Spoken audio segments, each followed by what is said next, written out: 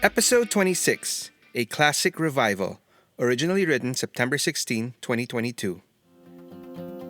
I'm sure anyone in the same boat as me would agree that collecting toys is a never-ending struggle between self-control and self-indulgence. This hobby is just riddled with numerous rabbit holes that we are constantly in danger of falling into at any time. We may have started out collecting just one line or type of toy, only to later on find ourselves knee-deep in other lines we had no idea we needed in our lives. And this is exactly what happened to me all the way back in 2009. At the time, I was starting my second year working in Singapore and was already a full-fledged Transformers and G.I. Joe collector. After properly getting settled in the Lion City and having received a slight salary bump, I was strongly considering completing my childhood triumvirate and finally dipping into a new toy line that had been tempting me for a few months.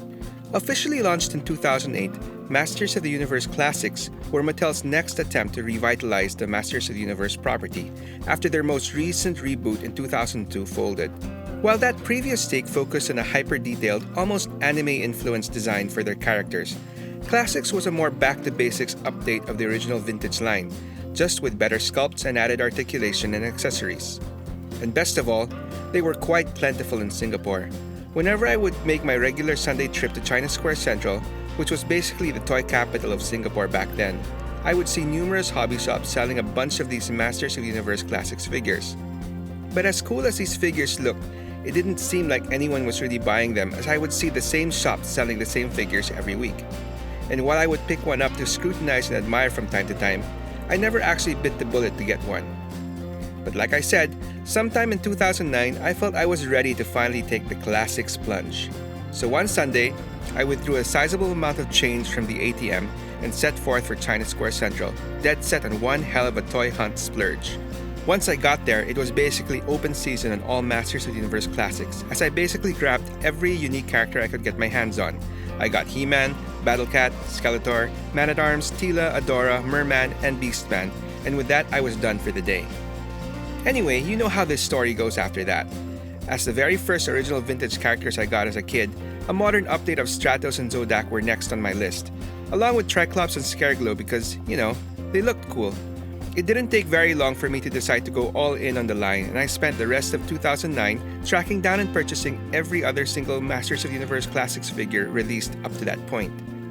By 2010, I had pretty much caught up on all the current Masters of the Universe Classics, or MOTOK, releases, and I had my regular go-to sellers who had the latest figures available seemingly days after they were released in the US.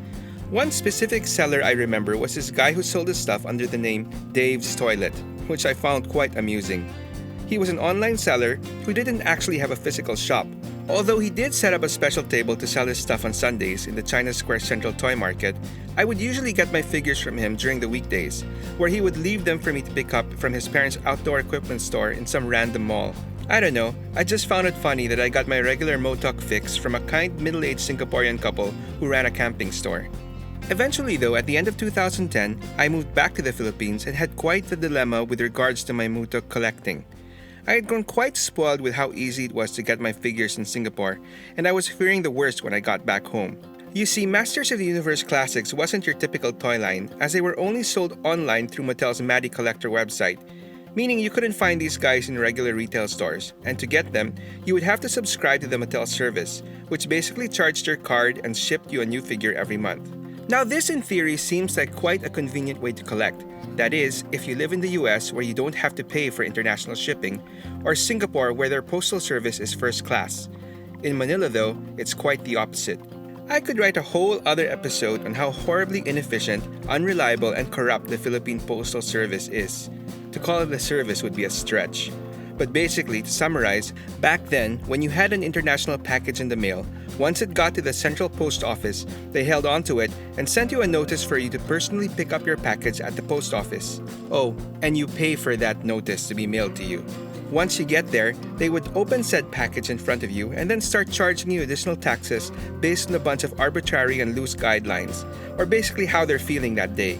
Here's a tip: pick up your package after lunch and not before. Anyway, like I said, being back in the Philippines, I really had no other alternative but to rely on this said post office to continue with my MOTOK collection. I bit the bullet and would make my monthly trek to our dingy and crowded post office and pay whatever taxes the guy behind the counter decided to charge me. That being said, I did have quite a funny encounter one time. When the post guy opened my package and saw the He-Man figures, he then started casually singing the Filmation He-Man tune. Dun, dun, dun, dun, na, na, na, na, na, na, na. And that's basically how I ended up getting my figures. Like I said, I was pretty much all in on the original run of this line by Mattel, and all the way until it officially ended in 2016. Indie company Super 7 did carry on the classic torch a few years later after that, but by that time I was just cherry-picking characters here and there, much to my regret years later. Another story for another time. Anyway, as a whole, my Masters of the Universe classics are possibly one of my most prized possessions in my entire toy collection. I'm pretty sure that many toy collectors would agree that Masters of the Universe Classics is without exaggeration one of the most impressive toy lines ever produced. Ever.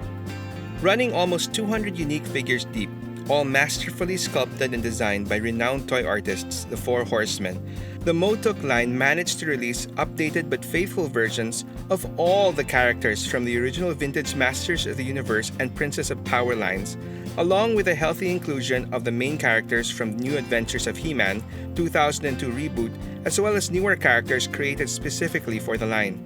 And this also includes a good number of beasts like Battle Cat and Panther, vehicles like the Wind Raider and Battle Ram, and of course, the centerpiece of the franchise, the massive and iconic Castle Grayskull. I find it quite ironic how during the original run of the Motuk line, it seemed like every year would be the last, with Mattel scrambling to get the required number of subscribers just to keep things going.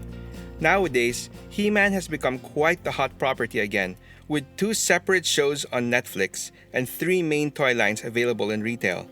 Now I hope this doesn't come out like me bashing people who collect these new lines, but as cool as the current Origins and Masterverse toys are, I just don't think that any of them hold a candle to the Classics line. While both of these lines have a good chance of surpassing the number of characters made by Classics, as well as create even more cool figures and designs, in terms of quality and design, none come close or will come close to anything from the Classics line in my opinion. The mere fact that these newer lines are sold in retail means they will be produced in greater quantities and production corners will be cut whenever possible to maximize profits. Whether it's using in-house designers, who I feel aren't as skilled as the Horsemen, or significantly lesser paint apps, these guys will always look, sorry, for lack of a better word, cheaper in my eyes. Simply put, all these newer toys just feel like, well, mass-produced stuff. And on the flip side, almost every single Masters of the Universe Classics figure, no matter how obscure, felt like a labor of love. It's quite telling how much prices of the Classics figures in the secondary market have jumped since these newer lines have been released and He-Man has once again become a popular property.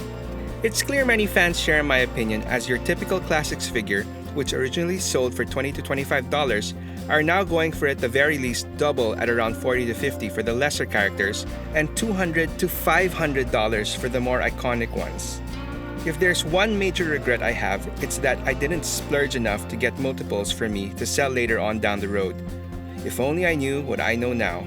Oh well. And that should cover it for my Classics adventure.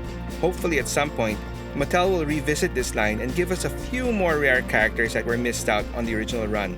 But if that's it, I'd say that it's all I'll ever need.